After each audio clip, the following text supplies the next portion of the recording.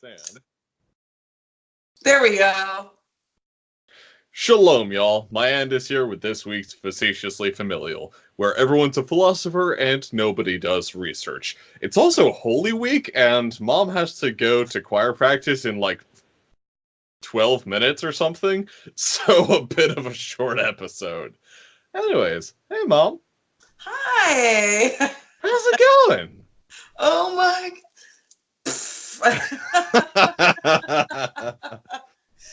It's always funny, once Holy Week hits, if you're in the choir, because you have Palm Sunday, practice, Holy Thursday, Good Friday, Holy Saturday, and Easter morning, and you just go, oh. Yeah. And then you host the family. Yeah! I had one of my friends that I usually hang out with on Fridays. He was trying to make plans, and I was like, my dude, I'm in the choir. I don't get to do shit this week. Yeah, I have no life. It's okay. Sing some good songs. Well, literally the payback for a year's worth of choir is when you get to sing the fun songs. The reason why I have to be there early is we're singing the Alleluia, Give the Glory, the crazy wild one. Mm-hmm. And guess what? Alleluia, sing now with gladness. That one? No. Alleluia. Alleluia. Yeah. And Kelly and I are the only desk hands this year, so I get to sing the good part. You don't have to listen with one ear and not the other, trying to do your best not to hear everything else. It's so good. It was so good. And this Sunday, it was funny. It was like the first time in 4 years that we came together as a choir when we sang the when Jesus is walking in on Palm Sunday and they're waving the palm branches. And yeah. The King of Glory comes, the nation rejoices. We didn't do that one. No, we did. We did the one about the children sing Alleluia. It's an octavo. You don't need to remember it, but cool. It was so funny because people kept coming up to us after church going, "Wow, that was great! That was so amazing!" And it was like we finally did it. There we go. Yes. At least we have something to show for our time here. Oh, yeah. Mm-hmm. Yeah. Oh my goodness. So topic. Time to switch gears 97%. Have you ever heard of a YouTube series called Down the Rabbit Hole? No. Okay, so I'm going to describe this for you, and I don't know whether or not I'm going to recommend it to you, but then I want to talk about a topic that I think you'll enjoy. So the idea of Down the Rabbit Hole is that dude finds one niche piece of thought or person or media, what have you, and he does a deep dive into explaining pretty much as much as he can get his hands on. And the specific one I listened to today was about the rat utopia experiments done by Calhoun. Have you heard of those? I can't believe there's something I haven't heard of that's like that. That sounds like me, doesn't it? Yes, I am never heard of it. Wildly surprised you've never heard of this. Okay, so it came out, dude Calhoun started to do these experiments after World War II when everyone was freaking out over the ideas of overpopulation.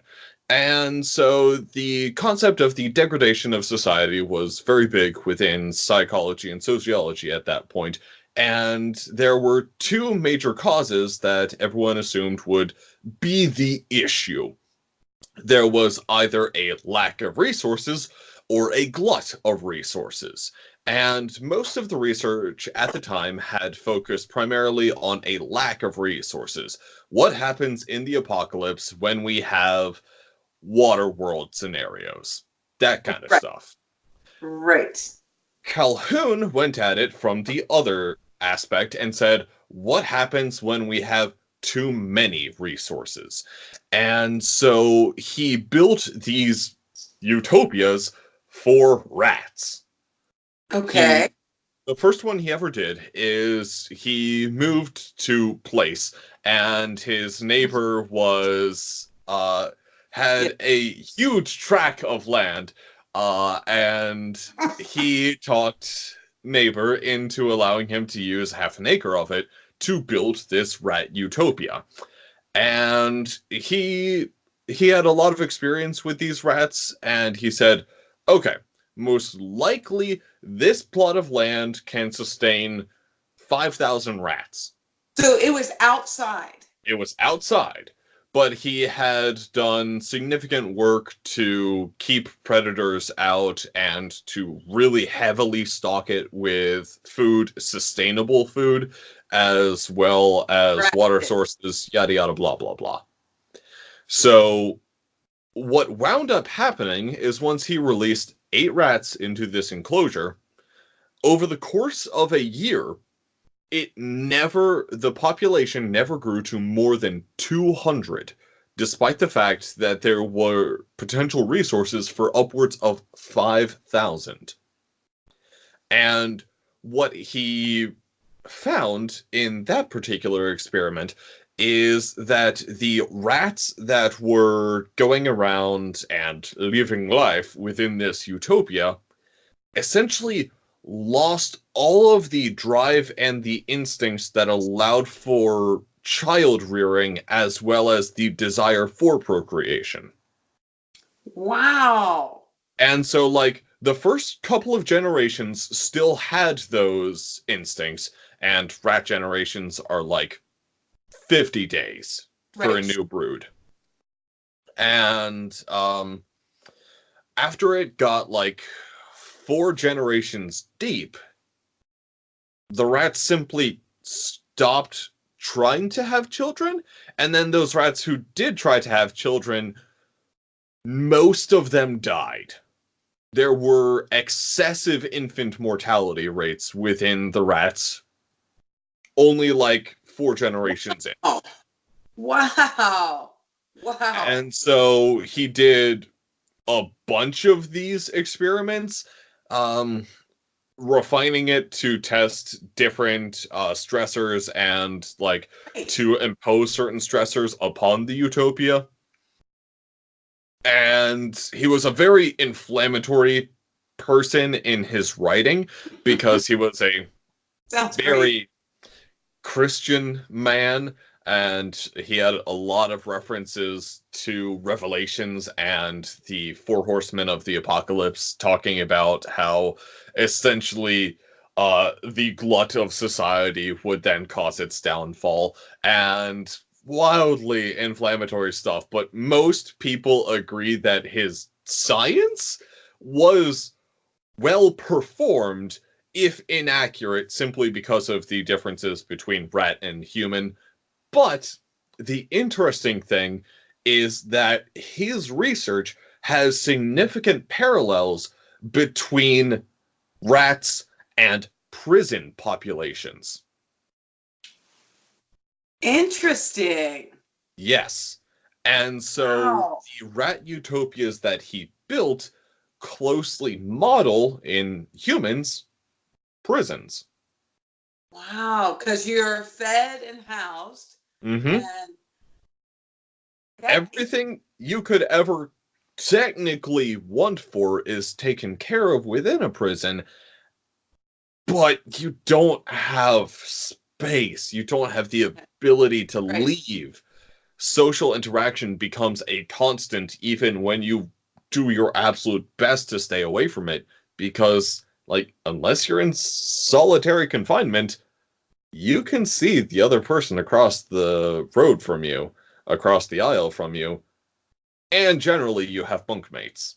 Wow. Wow. Oh, So that's fascinating. the reason why I don't necessarily recommend Down the Rabbit Hole to you is that they he tends to cover relatively disturbing stuff, Oh, and so yeah.